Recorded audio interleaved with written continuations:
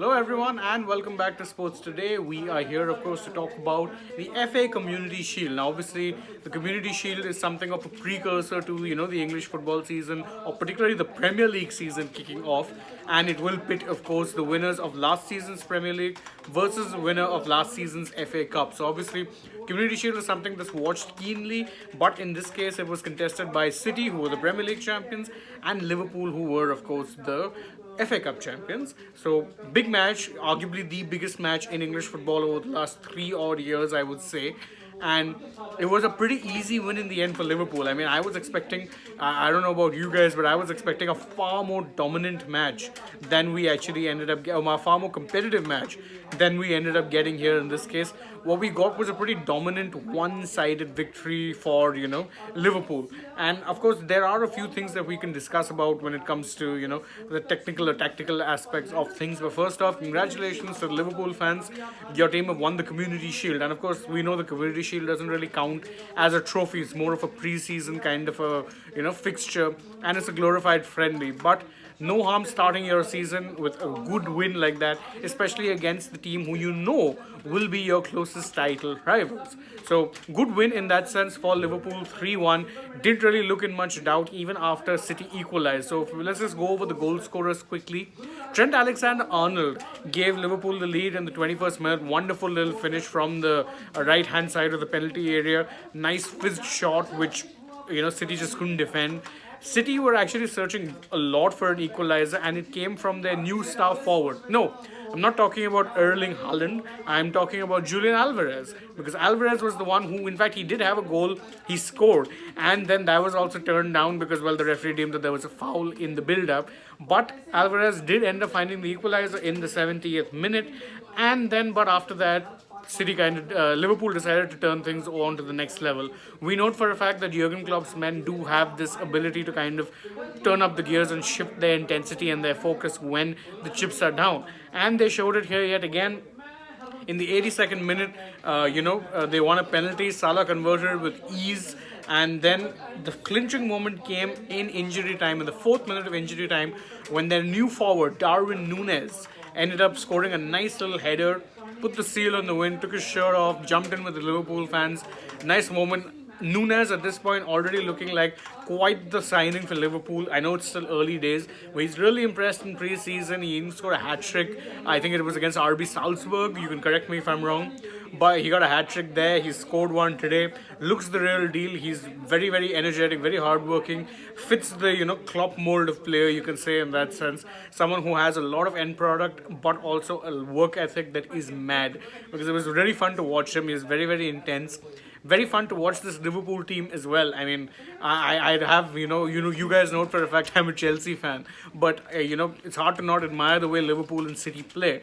So obviously with Liverpool, you can see that they sold Sadio Mane to Bayern Munich this year in this summer itself. They brought in Darwin Núñez. The team seems to be functioning very, very smoothly. By contrast, you can see with City, they're still kind of working in some ways to accommodate their new signings. Again, Alvarez came off the bench. Haaland was starting, but Haaland, generally speaking, had a pretty forgettable game. More often than not, wasn't as involved in the build-up as he would have liked. And to make things worse, he ended up missing pretty much an open goal in injury time. Remember, the ball was rebounded off the goalkeeper, and all Haaland had to do was guide it home. He ended up smashing it hard. It hit the upright, and in fact, it hit the bar and went flying out. Pretty much a summation of his afternoon in many ways. But I don't think a lot of people will be talking about oh, Haaland is not looking good. Núñez is looking much better. Haaland, prolific as he is nowhere near a finished product as a player. Whereas Darwin Núñez is someone who'd perfectly fit the way Liverpool play. Haaland, I think, and this is something that I've seen with a lot of strikers in the past, whether it be Robert Lewandowski at Bayern Munich, whether it be Sergio Aguero at City, they have to work very hard to kind of cope with the demands that Pep Guardiola will make of them. I think we'll see that with Haaland at first, so his output might not be that great, but once he does manage to adapt to the kind of demands, to the style of play that City has with Guardiola, I'm pretty sure that he would have no problem banging in the goals. And Personally, very excited for this season. Of course, remember, it'll be starting in a week's time. Next week, we'll be covering Premier League matches for you guys as well. Can't wait for that. In fact, as one of our commenters pointed out, Saurav Mukherjee says that, this season will be an interesting one. We'll get a lot of great matches. That's his gut feeling. And that the World Cup in between play major part. Yes, absolutely. Remember, this year's World Cup is not a summer World Cup. It's going to be, it's going to be in the middle of the season, so you're going to see a disruption. It's going to be played in the winters, so that's something that will be very difficult for, I think, a lot of teams to deal with. And definitely we'll see, we could see a few upset results here or there. But so, as Saurav also points out, he's saying it's always not been that competitive, the Shield.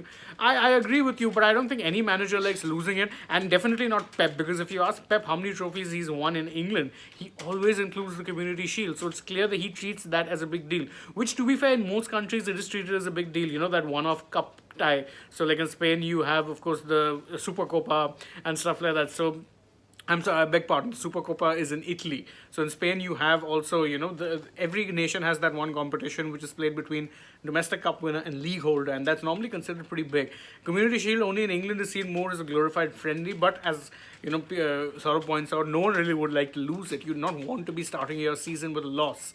So good showing on that sense for Liverpool. City do remain a bit of a work in progress, but write them off at your own peril. As they showed, even in past few seasons, there were times when people were thinking they didn't have that good a side, and they might not be able to quite take the victory, and they've ended up winning league titles back to back now since Liverpool's triumph in 2020. So again, interesting match for me. I personally really enjoyed it. Wait, I'll answer one more question which Saurav was asking. He's asking, who are you choosing between these two to win the PL and UCL?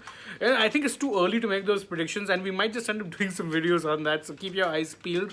We will probably be doing preview videos for all these, major teams and stuff, and major tournaments. So keep your eye out, because we'll definitely be covering all of this and be watching it with bated breath, because I'm personally very excited that football is coming back.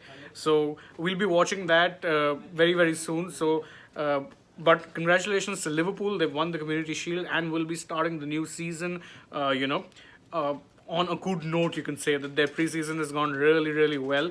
So obviously, good on them for that regard. And for City, I think they still have a little bit of work to do. But as I said, write them off at your own peril. I'm bringing this particular live news update to you guys to an end right now. So thank you all so much for joining us.